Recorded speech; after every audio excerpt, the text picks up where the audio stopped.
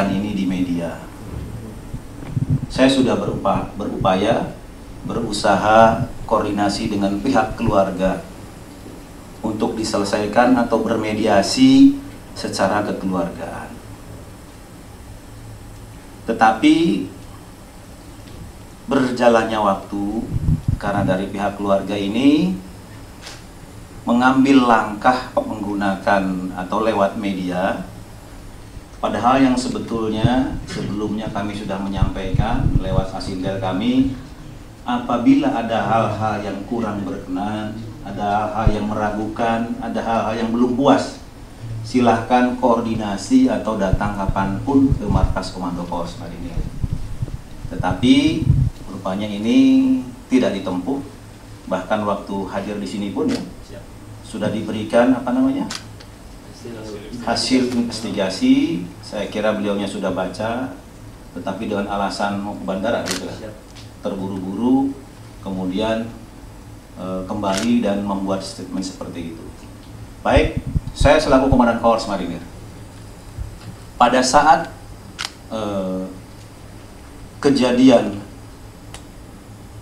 Letul Laut Kesehatan Dr. Eko Damara ini, yaitu pada tanggal 27 April 2024. Ini kejadiannya almarhum. Saat kejadian, saya selaku Komandan Korps Marinir dengan mendengarkan atau menerima berita almarhum, langsung saat itu juga saya perintahkan, coba cek, coba dalami, kemudian tolong sesegera mungkin. Karena informasi awal yang saya terima bahwa yang bersangkutan atau almarhum masih dalam keadaan hidup. Saya bercerita secara kronologis biar ada gambarannya. Jadi kejadian di situ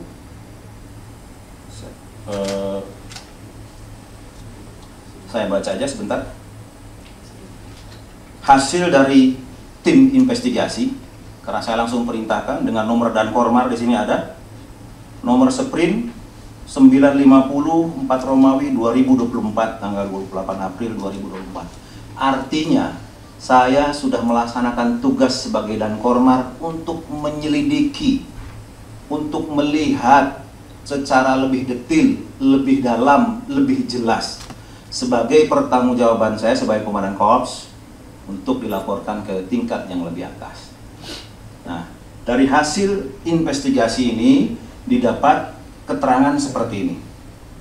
Berdasarkan informasi awal dari Pasintel Satgas Pamtas Mobil RI PNG Unit 7 Marinir 2023 bahwa pada hari Sabtu tanggal 27 April 2024 atas nama Letul Laut Kesehatan Dr. Eko Damara NRP 23057P, jabatan sebagai dokter Satgas Pamtas Mobil RI PNG Unit 7 Marinir, dinyatakan meninggal dunia di Kotis Koramil Dekai Kodim 1715 Yahukimo. Sehubungan dengan hal tersebut, tadi sudah saya sampaikan, saya segera mengeluarkan surat perintah untuk melaksanakan tim investigasi untuk aksi kejadian yang sebenarnya seperti apa. Kemudian tim investigasi tersebut bertujuan, tadi sudah saya sampaikan, untuk memberikan laporan kejadian yang sebenarnya tentang sebab meninggalnya almarhum. Almarhum dari TKP dibawa ke RSUD DKI setelah dinyatakan meninggal dunia. Jenazah dibawa ke Masjid At-Taqwa untuk dilaksanakan di sana, dimandikan, kemudian dikafani, kemudian diberikan formalin yang tadi ada dokter dan para perawat di sana, kemudian juga disolatkan. Setelah itu jenazah dibawa ke Kotis untuk disemayamkan menunggu proses evakuasi. Di sini teman-teman media, ini daerah operasi, artinya gambarannya tidak seperti di Jakarta.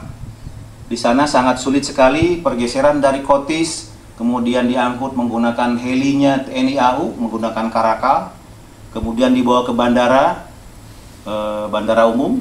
Dari bandara tersebut baru bisa diangkut ke Medan dengan transit di Jakarta kurang lebih 16 jam. proses ini berjalan kurang lebih 3 hari dari mulai kejadian meninggal. Karena saat di RSUD dinyatakan meninggal. Ini kami lakukan dari mulai proses kejadian, dibawa ke rumah sakit, dimandikan, dan seterusnya sampai dengan dibawa, bahkan ini dikawal oleh tim Satgas ke Medan, didampingi. Di Jakarta kami perintahkan lagi, dan Yon Kesehatan, dan Ki Kesehatan, Komandan Resimen, dalam hal ini Kolonel Yuyun, kami perintahkan ke Medan untuk mengikuti proses pemakamannya sebagaimana layaknya seorang prajurit dimakamkan. Kemudian untuk menjaga nama baik keluarga juga di sana, supaya keluarganya terhormat di depan tetangganya, di depan rekan-rekannya, dan seterusnya, kami perintahkan unit 8 untuk melaksanakan tim deputasi di sana. Artinya, kami sudah berusaha untuk menguongke atau untuk mengorangkan keluarga, supaya keluarga ini di mata masyarakat, di mata tetangganya tetap terhormat. Kemudian di sana juga tetap kami dirikan tenda, sebagaimana layaknya orang kena musibah. Artinya langkah-langkah ini dari awal sampai proses pemakaman kami sudah lakukan selaku Komandan Korps Marinir. Kemudian di sana juga disampaikan, barangkali dari pihak keluarga mau melihat, silahkan. Betul ya, Sinter? Dibuka di sana. Kemudian apakah ada permintaan lain otopsi? Tidak ada. Kemudian kita makamkan, baru setelah proses 3 hari, 3 hari kakak almarhum, dalam hal ini namanya Pak Dedi, datang ke Puspom ya, ke Puspom TNI. Artinya sudah salah alamat, tapi beliau di media seolah-olah kok diputar-putar. Tidak, karena beliau yang datangi salah. Ke Puspom TNI, kemudian baru ke Puspoma, baru ke Kormar. Di Kormar inilah ketemu dengan Asinter. Dijelaskan panjang lebar oleh Asinter bagaimana atau kronologis kejadian almarhum meninggal. Bahkan dari hasil investigasinya, suruh baca, silahkan baca. Mau dipoto silahkan, gitu. Mau dipoto pun silahkan. Nah, kami tidak tahu dengan alasan katanya takut ketinggalan pesawat sehingga terburu-buru, dan beliaunya langsung kembali, langsung membuat pernyataan di media online. Dan handphone yang bersangkutan juga sudah kami serahkan. Artinya dari prosedural, saya selaku Komandan Korps Marinir sudah melaksanakan ini selayaknya penghargaan atau penghormatan kepada prajurit, sama yang dilakukan kepada prajurit-prajurit yang lain. Nah, yang kami sayangkan di sini dari pihak keluarga, selama proses ini, dengan kami sudah menyampaikan silakan apabila ada keraguan, tapi ini tidak ditempuh, tapi Pak Dedi malah menyampaikan di media online dengan pernyataan sepihak yang tidak ada koordinasi dulu dengan pihak kami, dan dalam penyampaiannya ini menurut kami itu beritanya tidak valid, banyak salah. Artinya data yang disampaikan beliau tidak berdasar. Yang pertama kami sampaikan, contoh misalkan beliau menyampaikan dari data yang bisa dipercaya bahwa TKP-nya adalah di kamar mandi. Kami dari Korps Marinir tidak pernah menyebutkan TKP di kamar mandi. Kami kejar dari siapa berita itu. Beliau tidak mau menyampaikan, hanya menyampaikan dari orang yang bisa kami percaya. Artinya tidak terbuka di sana. Padahal yang sesungguhnya kejadian adalah di ruangan kesehatan. Satu. Yang kedua, beliau menyampaikan di sini ada bukti lebam-lebam seperti di dekat mata, kemudian di tangan dan di punggung. Kami langsung cek koordinasi seperti yang ada di Zoom sekarang, kami undang sengaja ini. Beliau-beliau ini sudah disumpah, baik dokter maupun perawat, termasuk saya sendiri sebagai Komandan Korps Marinir disumpah sesuai agamanya masing-masing. Kami sudah sampaikan apa adanya. Di foto tidak ada sedikit pun lebam, baik di pelipis dekat mata maupun di tangan. Di sana foto saat dimandikan ada dan sudah kami kirimkan. Dan juga di sini ada bukti tambahan,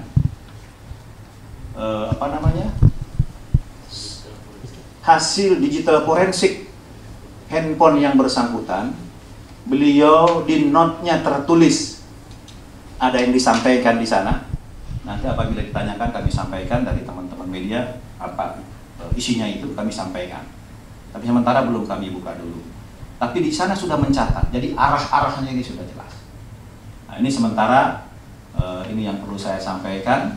Artinya mohon maaf dengan berat hati saya selaku Komandan Korps Marinir menyampaikan ini yang sebetulnya saya tidak ingin menyampaikan ini. Kenapa? Karena Letu Eko ini juga adalah bagian dari kami. Beliau adalah dokter yang mendukung Satgas kami. Kemudian karena ada keinginan dari pihak keluarga untuk menggiring ke arah media. Karena sebelum saya ngomong di sini, mohon maaf, sebelum saya menyampaikan, kemarin sore saya sudah WA beliaunya. Pak Dedi, karena Bapak sulit ditelepon, saya telepon, tidak ada respon setengah jam. Saya WA, mohon maaf Pak Dedi, karena Bapak tidak ada respon baik. Saya sampaikan dari lewat WhatsApp. Besok pagi akan kami sampaikan hak jawab kami di media online dengan sangat terpaksa. Kenapa kami lakukan? Karena yang pertama, berita ini kurang lebih sudah 3 minggu. Kami khawatir semakin liar karena dari pernyataan beliau menyudutkan dan bahkan mohon maaf kira-kira menyalahkan dari pihak kami. Maka kami buka pada siang hari ini. Mungkin barangkali ada teman-teman media mau disampaikan atau mau ditanyakan, kami siap menjawab siang hari ini dengan fakta, data yang ada, termasuk, saya ulangi, termasuk saksi-saksi di lapangan.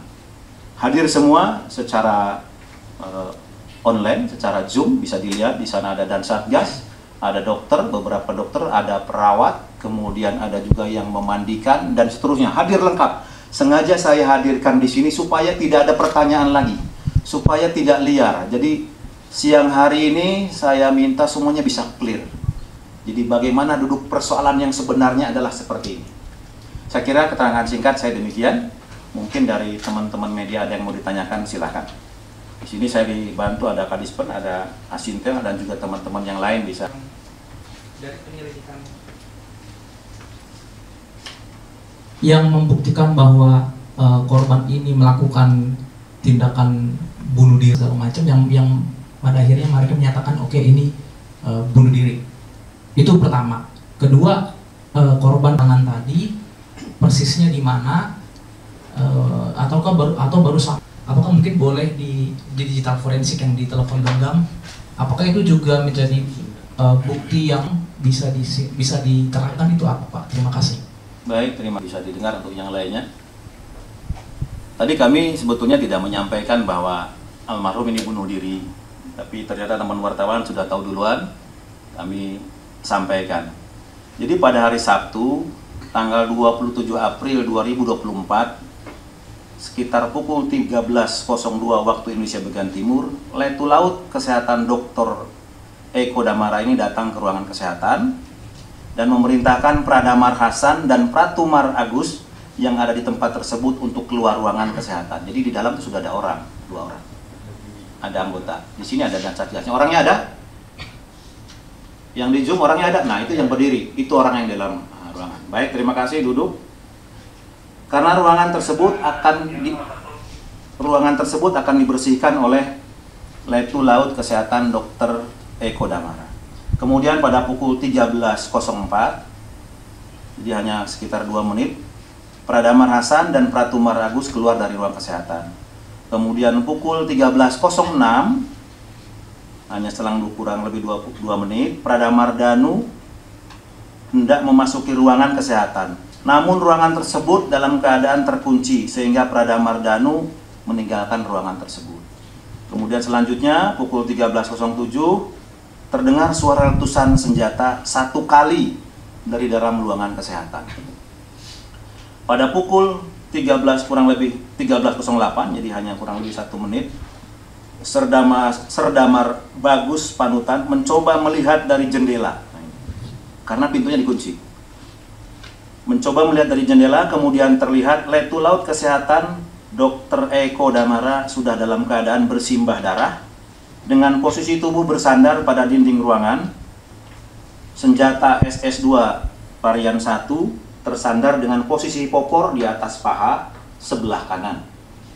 Kemudian laras senjata SS2 varian 1 ini menyilang ke kiri, dari kanan ke kiri, ke atas dada, dan tangan kanan masih memegang pistol grip. Artinya dari paha geser ke sini, larasnya di sini.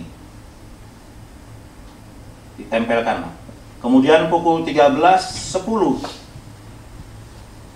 Letu Laut Kesehatan Dr. Eko Damara dibawa oleh anggota kesehatan dengan menggunakan ratis. Bentar, yang ini sudah dibaca belum kan? Bersimbah darah sudah ya? Nah. Belum ya? Oh, saya ulangi yang lewat. Pada pukul 13.09 Prakamar Pasa dan Pratumar Agus mendobrak ruang kesehatan yang terkunci bersama Koptumar Rusmanto. Kemudian didapatkan Letu Laut Kesehatan Dr. Eko Damara sudah dalam keadaan bersimbah darah dengan posisi yang sudah disampaikan pada poin E tadi. Kemudian Serdamar Andika masuk ke ruangan kesehatan dan langsung mengamankan senjata.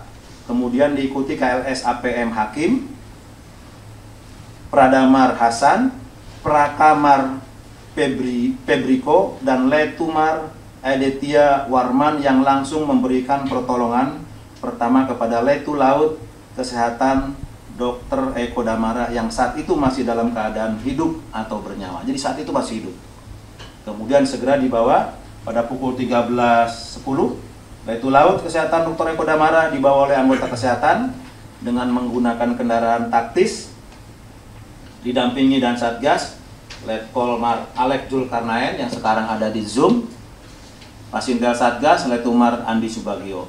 Kemudian pukul 15, saya ulangi, pukul 13.15 Letu Laut Kesehatan Dr. Eko Damara tiba di RSUD DKI dan langsung mendapatkan penanganan medis oleh Dr. April, dokter jaga RSUD DKI. Mana Dr. April? Nah, Dr. April ada di sampingnya, itu kelihatan. Terima kasih Dr. April. Kemudian pukul 13.38 dan Satgas kembali ke titik kuat Kotis DKI dengan menggunakan kendaraan taktis Kia. Kemudian pukul 13.42 dan Satgas melaporkan kejadian tersebut kepada satuan atas. Kemudian Wadan Satgas Mayor Marinir Haryono tiba di RSUD DKI untuk memonitor perkembangan kondisi Letu Laut Kesehatan Dr. Eko Damara, dan pada pukul kurang lebih 14.00 waktu Indonesia Timur, Dr. April, dalam hal ini dokter jaga RSUD DKI, menyampaikan bahwa Letu Laut Kesehatan Dr. Eko Damara tidak tertolong dan dinyatakan meninggal dunia. Betul ya Bu Dokter? Ya, terima kasih. Jadi apa yang sampaikan betul ya Dok? Kemudian, betul ya Dok? Iya betul Pak. Terima kasih. Kemudian jenazah dibawa ke Masjid At-Taqwa DKI Yahukimo dipimpin oleh Wadan Satgas, dalam hal ini Mayor Marinir Haryono, untuk melaksanakan tadi sebagaimana orang Islam. Di sini ada dimandikan, dikafani. Kemudian karena ini mau dibawa jauh, maka dilakukan formalin serta lain-lain yang sifatnya menurut medis dinyatakan penting. Ini yang memformalinnya, coba mungkin angkat tangan. Ya. Sama yang, ya, terima kasih. Mas siapa nih? Nama saya Yohanes Rijau. Baik. Perawat di UPIK. Yang memandikan angkat tangan. Yang memandikan Pak siapa? Ya, sana. Muhammad Ilham. Muhammad Ilham. Baik, terima kasih. Karena di dalam pernyataan media yang disampaikan kakak almarhum, disampaikan di sana ada lebam-lebam di sebelah kiri, saya ulangi, bukan sebelah kiri, dekat mata, kemudian di lengan, di punggung, ada seperti sundutan rokok. Ini saya minta tolong dijelaskan sejelas-jelasnya, mungkin saat memandikan bisa terlihat apa betul ada lebam-lebam di punggung, di belakang, kemudian di dekat mata, dan juga di tangan. Kalau lihat di foto saya, lihat tidak ada. Cuman sayangnya foto saya yang punggung tidak ada fotonya, karena memang niat kita tulus ikhlas untuk menolong jenazah secepatnya. Nah, ini sekarang saksi mata untuk menyampaikan biar dari pihak keluarga jelas. Katanya pihak keluarga ingin seterang-terangnya. Jadi mohon saksi mata yang ada di lokasi sampaikan pada siang hari ini, tadi yang saya sampaikan, betul nggak ada lebam-lebam? Coba silakan dijawab, Mas. Ya. Pada saat kami memandikan jenazah beliau, kami tidak melihat adanya seperti yang disebutkan tadi, seperti lebam dan bekas sudutan topi. Baik, jadi tidak ada lebam, baik di kepala maupun di tangan maupun di punggung, Pak ya? Betul? Tidak ada, Pak. Tidak ada, Tidak baik. yang kami lihat. Terima kasih. Bapak disumpah atas nama Tuhan, Pak ya? Iya. Ya, terima kasih. Kemudian saya dapat informasi kemungkinan lebam ini diakibatkan karena proses yang 3 hari, pengaruh dari penyuntikan formalin. Nah, ini saya mungkin mohon keterangan dari Pak Dokter atau yang menangani ini. Dimungkinkan dari situ, gimana? Bisa diberikan keterangan, Dok? Iya, terima kasih Bapak. Jadi memang saya juga salah satu yang masuk ke ruangan pada saat Dr. Eko mendapatkan tindakan, dan pada saat saya ada di dalam ruangan tindakan, posisi memang baju Dr. Eko memang sudah terbuka, tapi celana memang masih terpakai gitu. Nah, sejauh yang saya lihat, memang bukan saya yang menangani pada saat itu, tetapi karena saya cukup dekat dengan Dr. Eko dan memang saya datang di sana melihat kondisi Dr. Eko, dan yang saya lihat memang tidak ada lebam dari tampak yang di depan, gitu. Jadi sama sekali tidak ada lebam. Tangan pun ini bersih, tidak ada lebam apa-apa. Semua yang saya lihat itu badannya Dr. Eko apapun bersih, seperti itu. Nah, untuk memang yang kondisi yang ada di belakang, memang kami tidak melihat, karena memang kami tidak terpikir untuk bahwa apakah memang akan ada lebam atau apa, memang kami tidak melihat seperti itu. Nah, ya kami hanya fokus pada pemeriksaan yang ada di depan, seperti itu. Nah, untuk kemungkinan lebam mayat, karena memang ini prosesnya sudah sejak tanggal 27, mungkin sampai di Medan kalau nggak salah tanggal 29. Nah, proses ini memang sudah berjalan seperti itu. Jadi probabilitas akan muncul karena posisi dalam kondisi Dr. Eko tidur telentang seperti itu. Nah, untuk Pak Mantri Anies atau Pak Mantri yang melakukan formalin, mungkin saya sampaikan bahwa yang bersangkutan juga bisa menjawab di lokasi mana saja dilakukan penyuntikan formalin. Terima kasih, Dok. Nah, silakan yang memandikan mungkin bisa menyampaikan segamblang-gamblangnya atau sejelas-jelasnya, Mas. Silakan. Ya? Oh, formalin dulu, silakan. Monggo. Yang formalin dulu, silakan. Sorry untuk mengikat. Agak keras sedikit, Mas. Formalinnya, untuk proses formalinnya, sempat saya cek urat untuk melakukan formalin, jadi saya sempat diganti dengan tangan kiri sama dengan tangan kanan. Jadi saya lakukan formalin.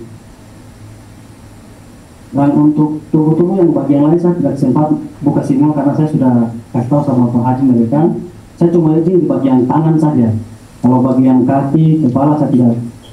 Sudah itu waktu Pak Seta suntik formalin juga sudah ditapani memang. Jadi cuma yang saya bisa sepakan itu cuma di beliau punya tangan kanan sama tangan kiri di bagian lengan, dengan tangan kanan sama tangan kiri lipatan siku. Ya, terima kasih. Mungkin yang memandikan bisa menyampaikan. Silakan, Pak, yang memandikan. Buat kami yang memandikan melihat bagian belakang dengan bagian depan, tapi kami tidak melihat adanya seperti yang disebutkan tadi, seperti bekas lebam dengan yang lain-lain itu tidak ada bekas luka. Karena kami yang memandikan, jadi tubuh itu kita balik dari bagian belakang, kemudian bagian depan, dan yang kami lihat tidak ada tanda-tanda itu. kebetulan saya sendiri juga yang melepaskan celana beliau sebelum dimandikan, jadi pada saat itu tidak ada tanda-tanda itu yang kami lihat. Mungkin itu saja. Baik Pak, terima kasih. Mohon sekali lagi Pak, nama jelas Bapak Pak, diulangi nama jelasnya. Nama saya Muhammad Ilham. Muhammad Ilham. Iya. Sehari-harinya sebagai apa Pak? Saya guru ASN di SD Negeri 1 DKI. Guru ASN. Baik Iya. Pak, saya selaku Komandan Korps Marinir menyampaikan terima kasih dan rasa hormat yang luar biasa kepada Bapak sudah memberikan keterangan atau penjelasan sejujur-jujurnya apa adanya bahwa di tubuh korban tidak ada sedikit pun luka lebam sebagaimana yang disampaikan oleh kakak almarhum, dalam hal ini Pak Dedi. Bapak yang memandikan melihat langsung bahwa di kepala, di tangan, di badan, di kaki, di belakang tidak ada luka lebam. Terima kasih Bapak. Jadi mungkin nanti pihak keluarga biar jelas, karena foto yang difotokan pihak keluarga ini sudah 3 hari. Foto sebelum itu saat proses pemandian sama sekali tidak ada lebam. Terima kasih Pak. Baik, gimana ke yang nanya sudah jelas? Yang digital forensik Pak, Bapak sempat sampaikan. Oh baik.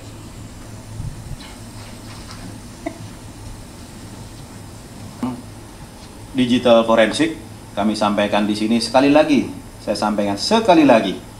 Saya sebetulnya tidak mau membuka ini, tapi karena Pak Dedi di WA saya masih ada. Silahkan Mbak, silahkan Pak, sampaikan apa adanya supaya terang benderang. Dan ini hak jawab kami karena teman-teman dari wartawan pun pasti dengan 3 minggu ini kenapa Korps Marinir diam. Kami sampaikan diamnya kami ini adalah untuk menjaga marwah atau martabatnya keluarga. Bisa dibayangkan bagaimana seorang keluarga atau suatu keluarga mendengar putranya meninggal karena bunuh diri. Apalagi bunuh dirinya karena apa? Akan lebih kecewa. Sehingga kami kemas berita ini kemarin, sebetulnya dari Satgas mengemas, disampaikan ke keluarga bahwa ke Mabes atau ke keluarga disampaikan? Baik, tidak menyampaikan ke keluarga, kami menyampaikan ke Mabes. Dalam hal ini meninggalnya karena malaria akut. Sehingga keluarga lebih terhormat. Kemudian almarhum juga wibawanya tetap ada di mata teman-temannya, di mata keluarga, di mata tetangga dan lingkungan yang ada. Sebetulnya kami ini sudah berupaya seoptimal mungkin untuk menjaga marwahnya keluarga, menjaga marwahnya almarhum, karena almarhum adalah bagian dari kami. Tapi dengan terpaksa kami lakukan ini karena pihak keluarga, dalam hal ini Pak Dedi, membuka lewat media, padahal kami berusaha untuk mediasi lewat telepon atau lewat WhatsApp sehingga nama keluarga ini tidak terbawa-bawa, malunya dibuka di forum. Baik, tadi karena dari teman-teman wartawan ingin menanyakan hasil digital forensik yang ada di HP-nya. Ini di HP-nya disebutkan, beliau di note-nya menuliskan ini.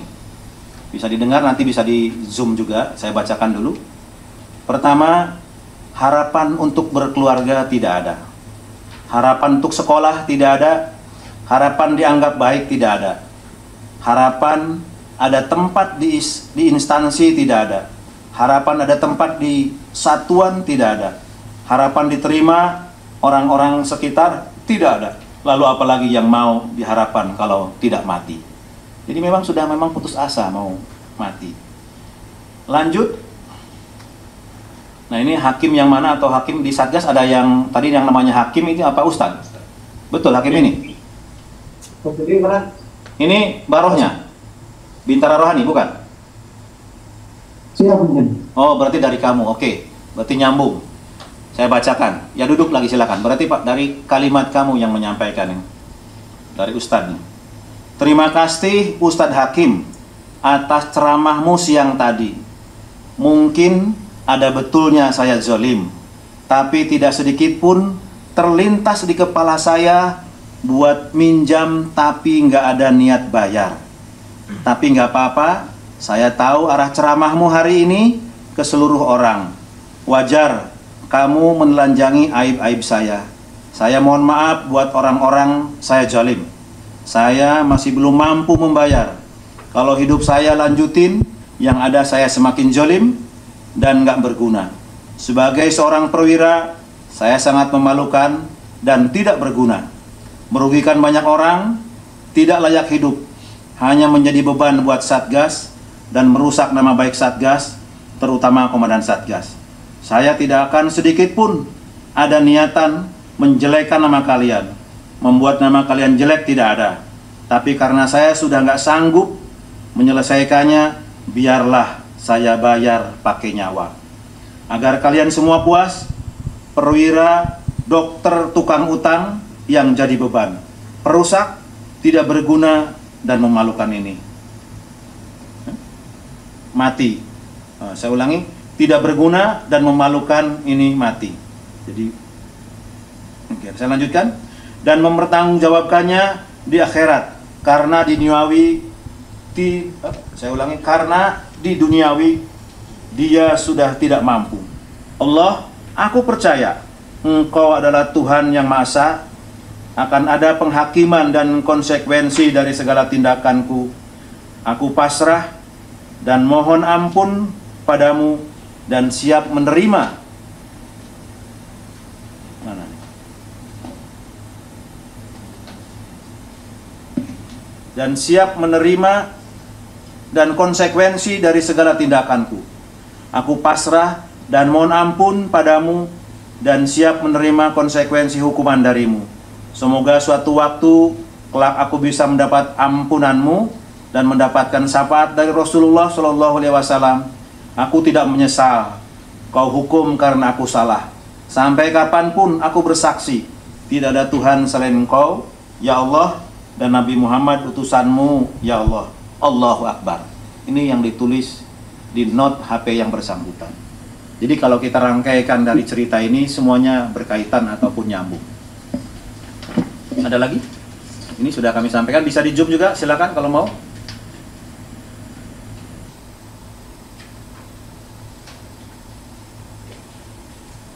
Kemudian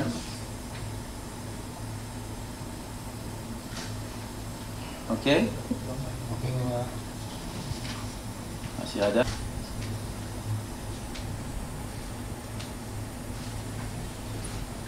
Ya, ada lagi?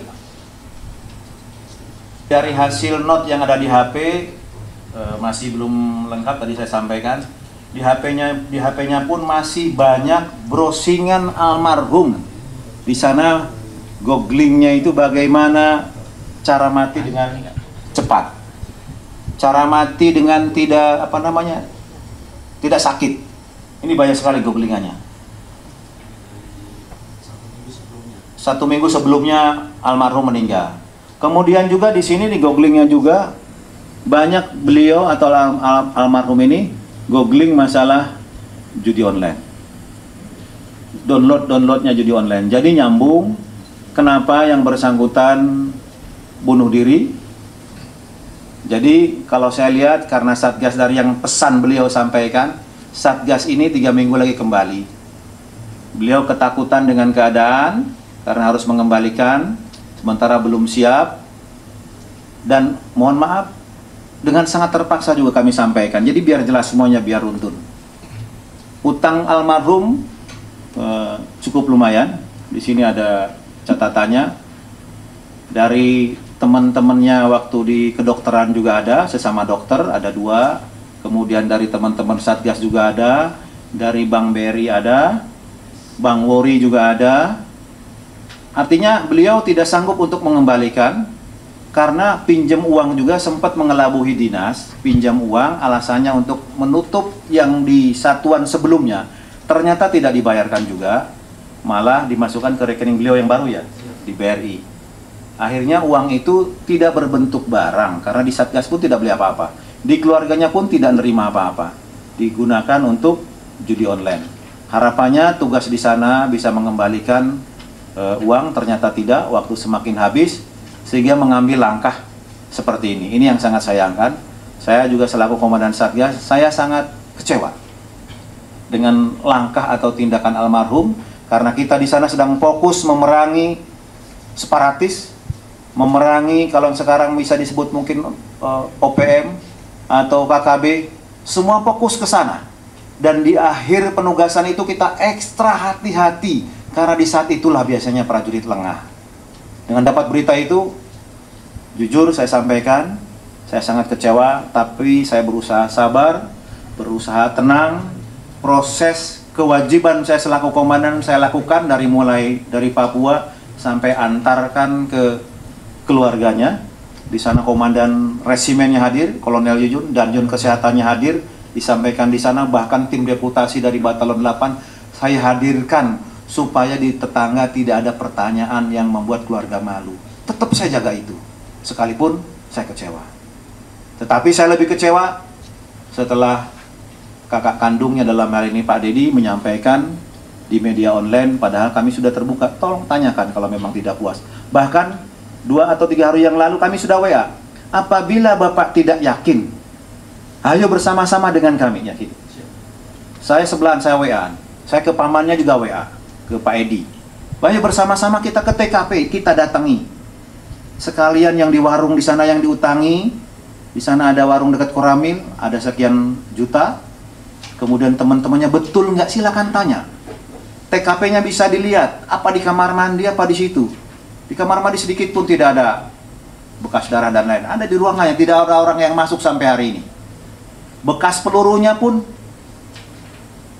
bisa uji balistiknya ada di situ. Kenapa saat itu tidak dilakukan forensik, otopsi? Di sana daerah operasi. Tidak ada dokter khusus untuk Bisu. Tidak ada. Ada. Dan juga kita butuh cepat. Kita ingin mengembalikan almarhum ini dengan proses secara Islam, dikembalikan ke keluarganya. Dengan cepat aja ini sudah 3 hari. Tapi mungkin dengan proses seperti itu, ada mungkin dari Pak Dokter mau menyampaikan tadi, silakan. Iya, terima kasih Bapak. Jadi memang kami di Rumah Sakit DKI tidak melakukan otopsi atau pemeriksaan dalam, karena memang kami tidak ada dokter spesialis forensik untuk melakukan pemeriksaan otopsi atau pemeriksaan dalam tersebut. Jadi yang kami lakukan hanya untuk penanganan luka, terus kami tutup supaya tetap utuh seperti semula. Lalu yang seperti yang tadi diceritakan, dimandikan, ditapahin, mungkin.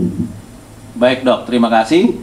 Saya juga jelas kenapa tidak lakukan itu. Pertama karena di daerah operasi dengan segala keterbatasan. Kemudian yang kedua, proses kejadian itu sangat jelas. Tidak ada siapapun di sana. Di sana hanya beliau sendiri di dalam kamar mengunci ruangan. Setelah kejadian 1-2 menit baru anggota mendobrak pintu dan sebagian ada yang lihat dari jendela. Sudah jelas. Kemudian saksi mata di sana tuh setelah dibuka pun jelas. Senjata masih ada dipegang di situ. Istilahnya jelas semua. Saya kira saya dengan keyakinan tidak perlu harus melakukan otopsi.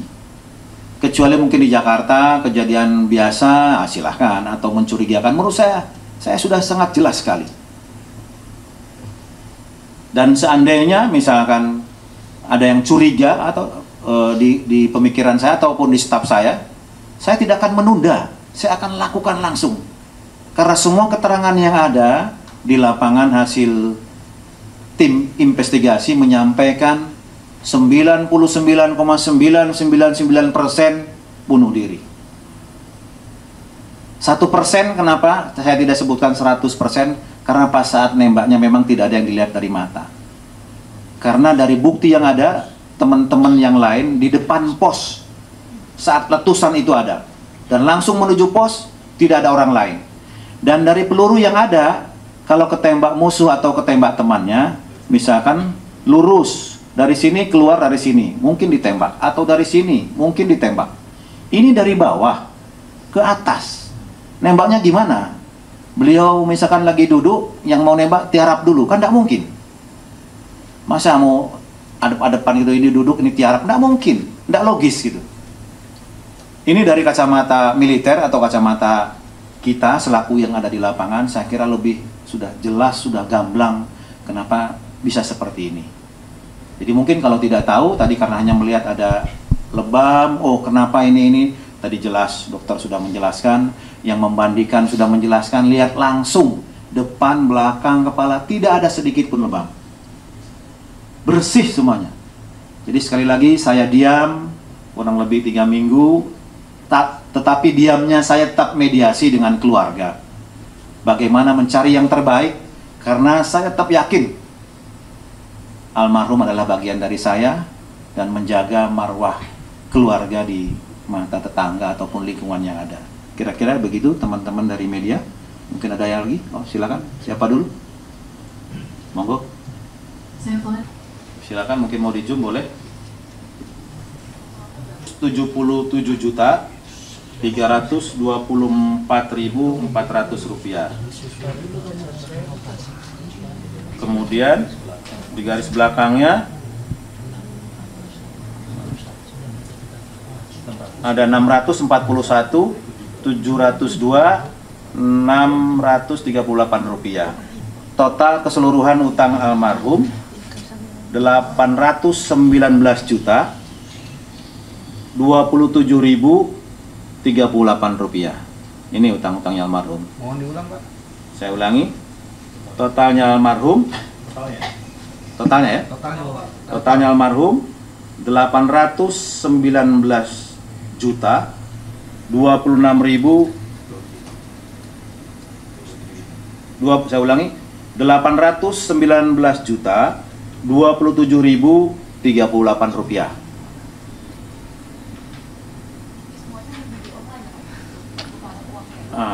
Untuk pastinya habisnya di situ semua, saya tidak bisa memastikan di sini. Tetapi dari browsing yang ada, downloadnya yang ada dari almarhum, semuanya di judi online di situ.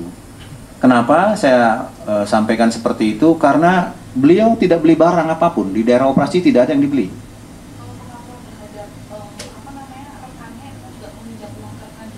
Ya.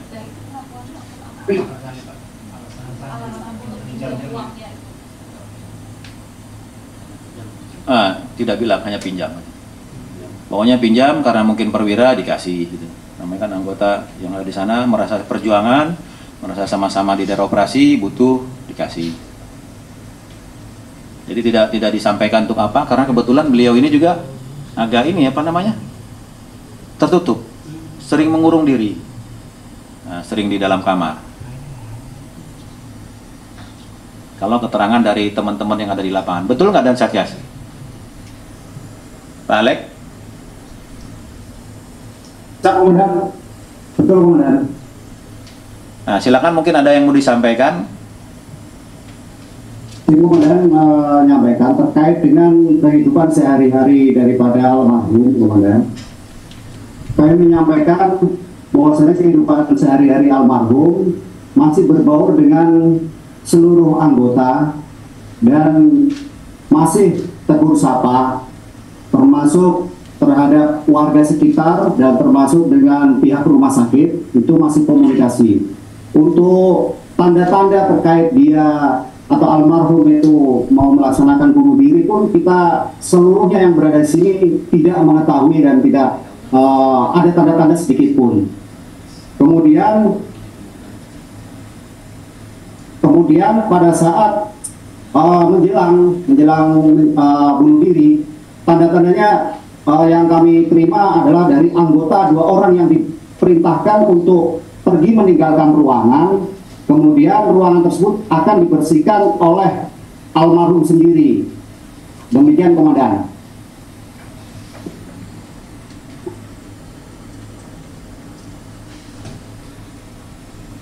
Baik, terima kasih Komandan Satgas. Jadi gitu Mbak ya.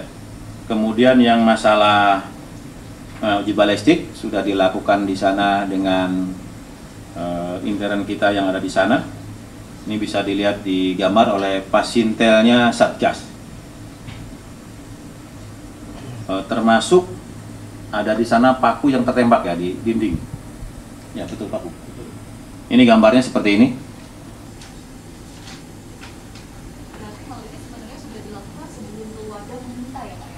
Sudah.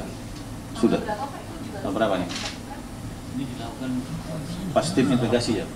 Satu hari setelah pelaksanaan. Ya, serahkan otopsi. Tapi saya udah mempersilahkan pada keluarga kalau mau otopsi silahkan. Karena waktu di sana tidak ada permintaan, setelah 3 hari baru meminta otopsi. Saya silahkan kalau mau otopsi.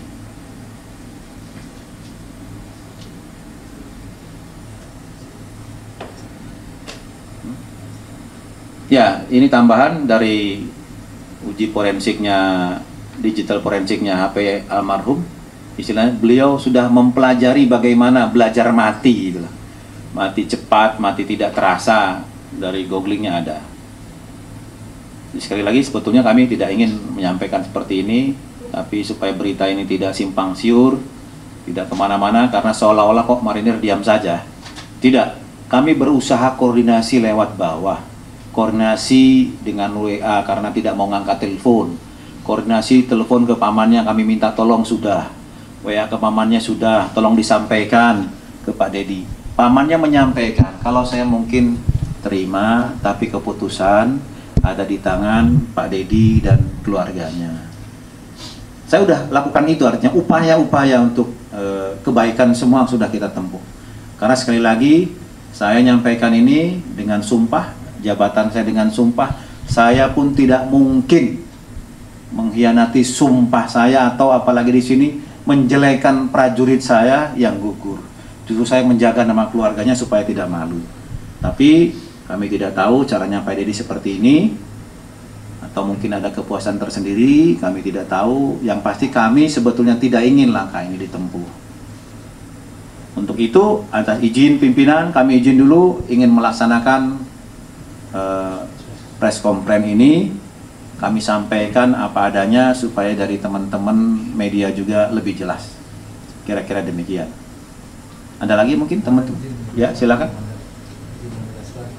dari mana Pak? Dari pipa. Dari pipa. Siap. Ya. Yang menjelaskan untuk posisi penembakan sendiri yang dilakukan oleh sudah ada hasil pemeriksaan. Dok, silakan dok.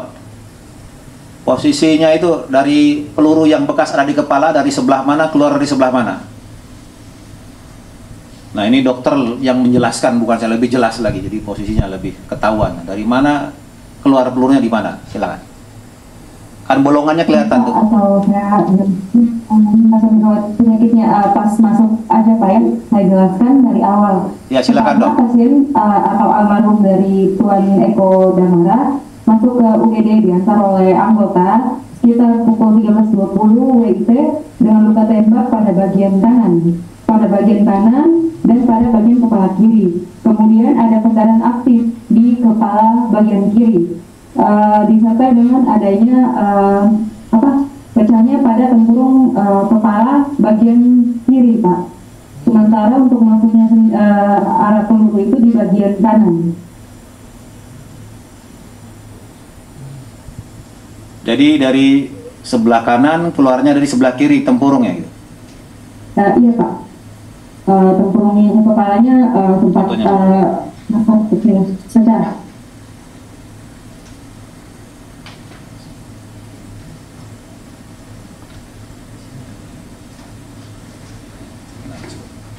Sebentar, ini bisa dilihat fotonya ada.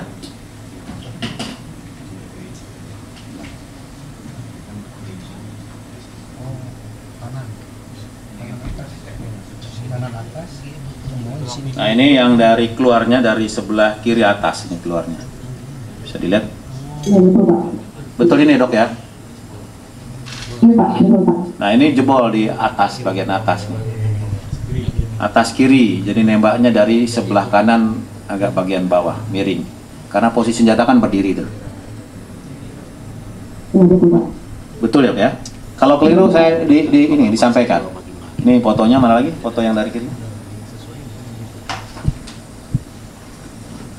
Kemudian ini posisi di ruangan juga ada. Gambar di ruangan. Jadi memang semua bercak ada di ruangan, bukan di kamar mandi ya. Ini di ruangan, masih belum dibersihkan ya ada.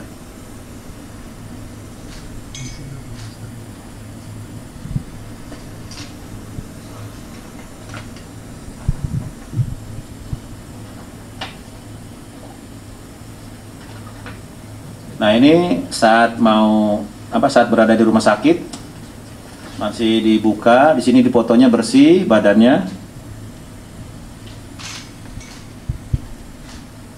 Kemudian masih ada lagi.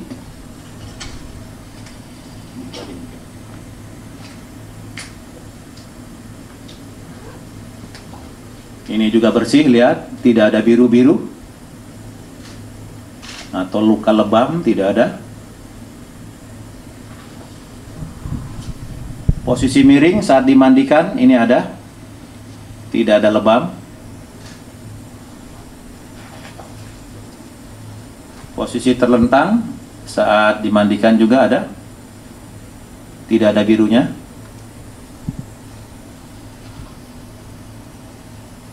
Ini saat dikapani.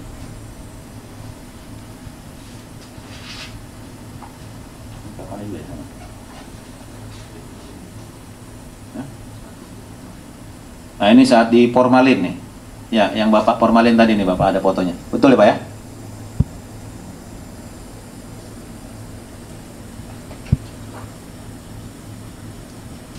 Ini saat proses pergeseran, sudah masuk ke dalam peti. Ini masuk ke dalam ambulan. Proses masuk ke dalam ambulan. Pergeseran.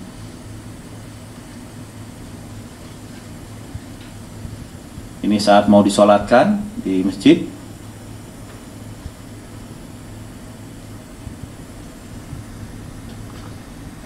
Ini saat sholat. Jadi mohon maaf, kami pun sudah memperlakukan sebagaimana aturan yang ada di agama Islam. Kalau almarhum adalah agama Islam, kami sesuaikan dengan ini. Kita sholatkan juga.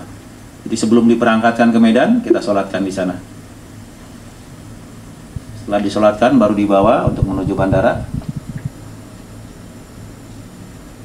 Nah ini proses pemakamannya di sana.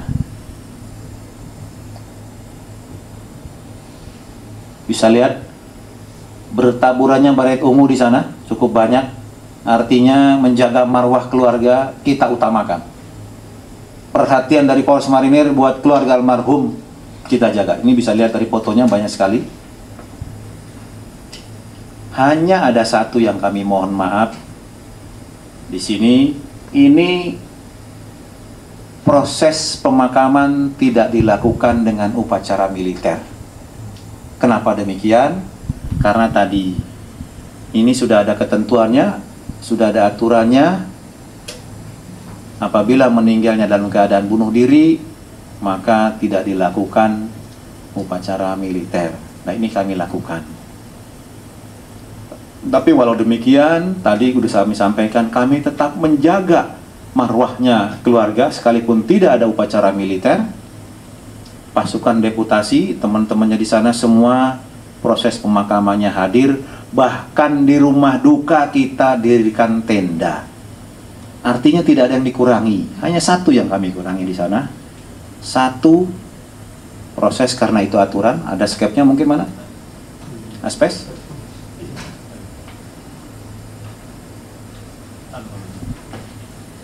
Bagian apa? Poin F kalau tidak salah. Ini kami bacakan aturannya. Poin H.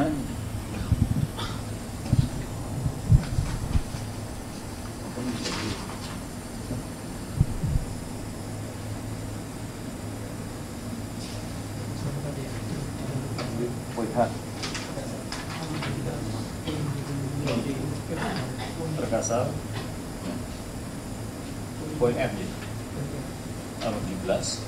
Di halaman 17 di sini perkasa peraturan Kepala Staf Angkatan Laut.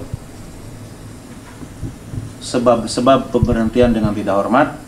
Di sini di poin F melakukan percobaan bunuh diri atau bunuh diri dengan maksud menghindari penyidikan, tuntutan hukum, atau menghindari tugas yang dibebankan kepadanya.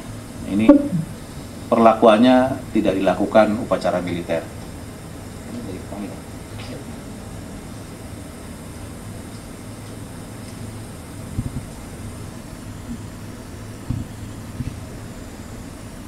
Kemudian ini dasar juga yang dari Panglima TNI, setiap prajurit TNI atau purnawirawan TNI dan personil lainnya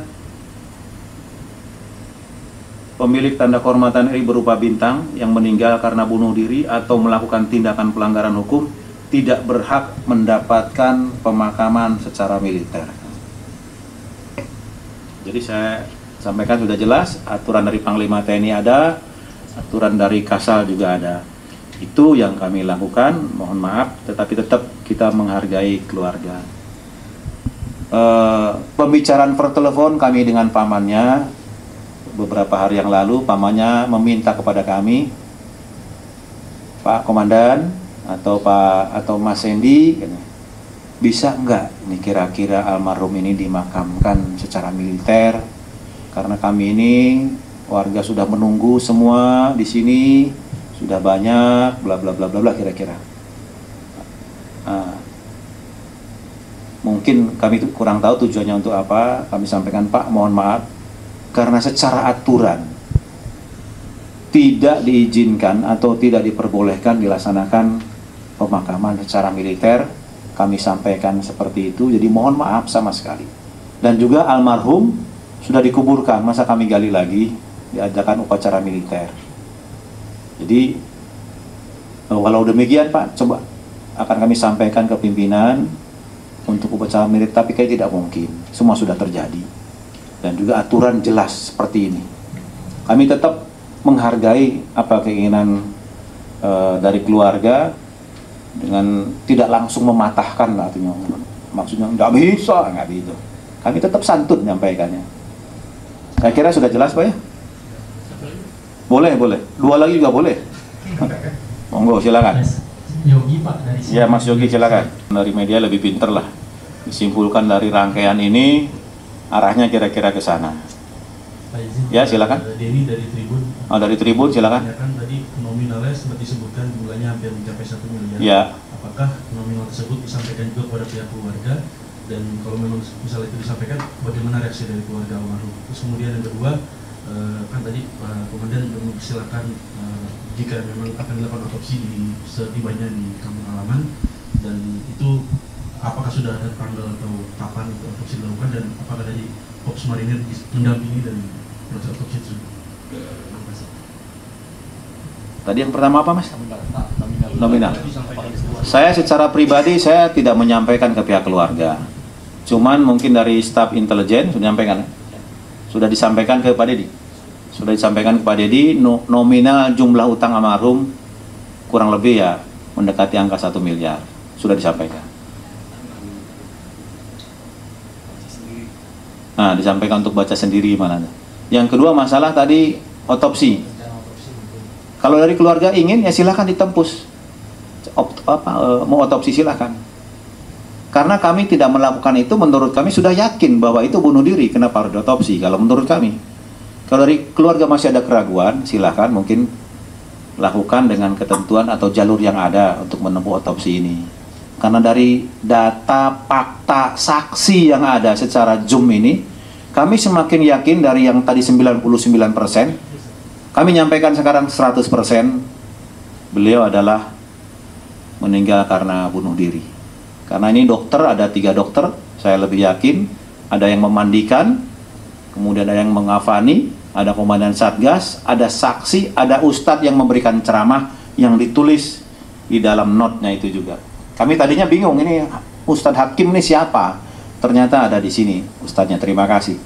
Jadi saya kira pihak keluarga kalau mendengar atau melihat ini akan lebih jelas, lebih gamblang, lebih terbuka seperti yang diinginkan oleh pihak keluarga, dalam hal ini Pak Dedi, sesuai dengan WA yang diberikan kepada saya. Silahkan Pak, kalau memang mau disampaikan itu hak jawab Bapak. Jadi sekarang saya gunakan hak jawab saya supaya berita ini dari teman-teman tidak semakin liar, jadi jelas.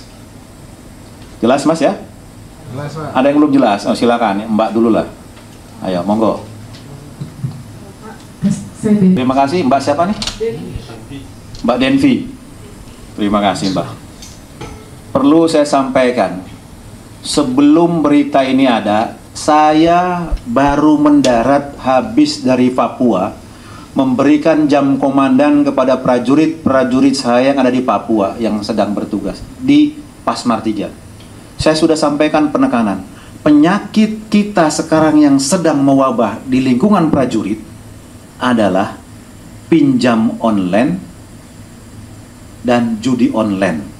Ini penyakit sekarang yang sedang mewabah. Ini tugas dan tanggung jawab para komandan satuan, dari yang terkecil sampai yang terbesar.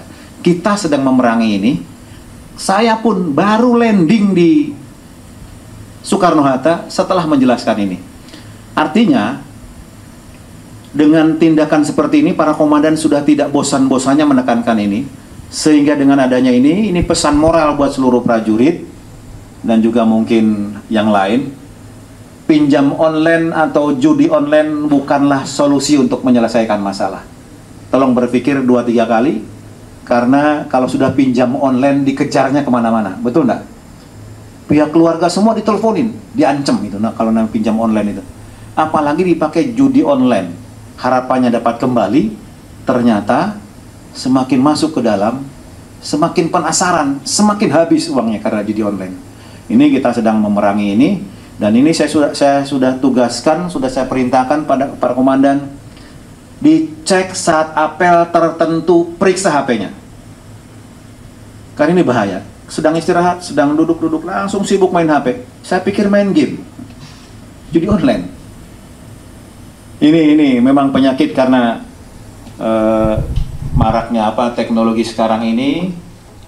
Mungkin karena ingin instan semuanya, tetapi langkah yang ditempuhnya adalah keliru. Terima kasih Mbak diingatkan, ini adalah pesan moral buat saya sendiri dan juga prajurit-prajurit saya yang ada di lapangan untuk berpikir mungkin 7-10 kali apabila mau ada pinjaman online, sekalipun semuanya kayaknya serba mudah, tanpa syarat, silahkan peminjam.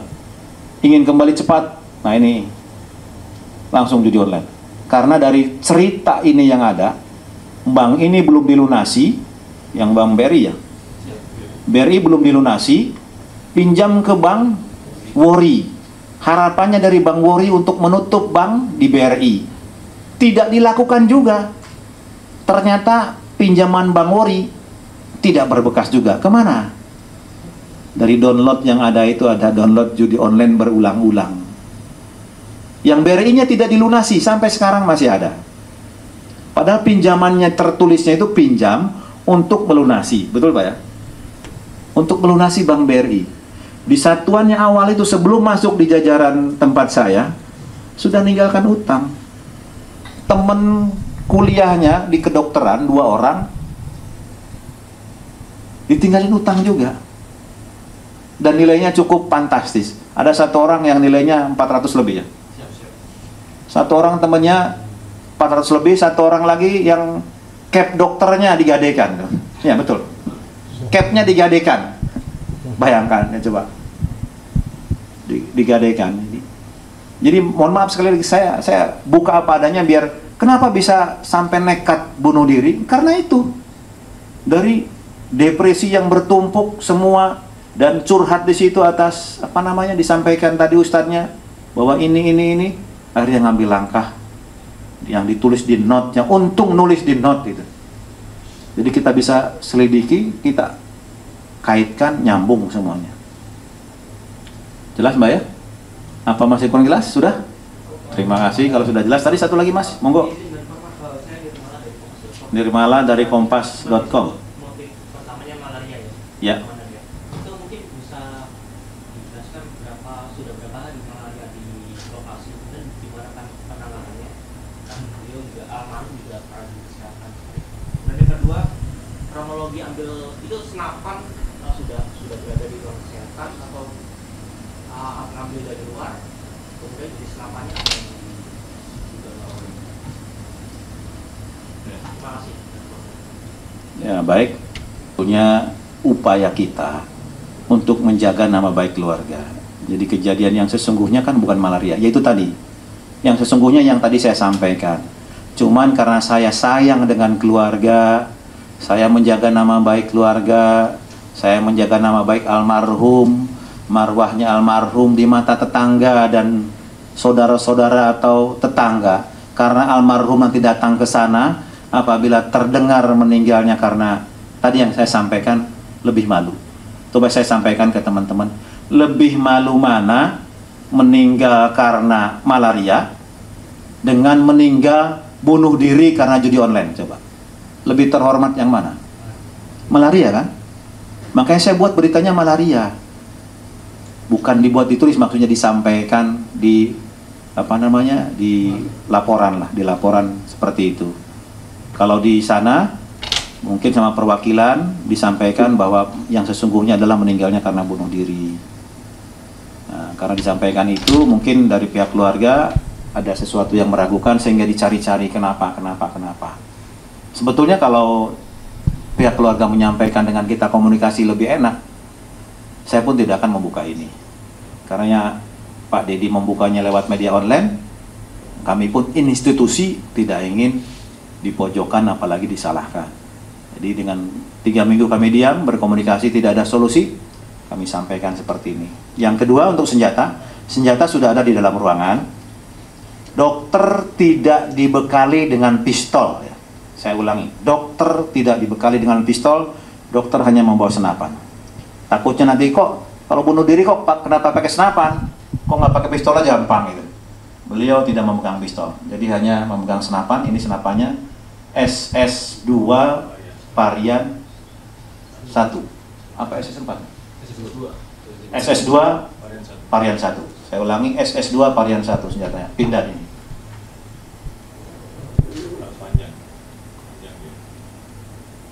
Jelas, Mas? Oke. Mungkin masih ada lagi? Jangan sampai tinggalkan ruangan ini nanti penuh bertanya-tanya. Saya ingin clear sekarang. Clear ya? Clear. Baik, memang kalau clear, teman-teman dari media, saya ucapkan terima kasih. Sekali lagi teman-teman bisa klarifikasi atau bisa ditanyakan ke kami kapan saja.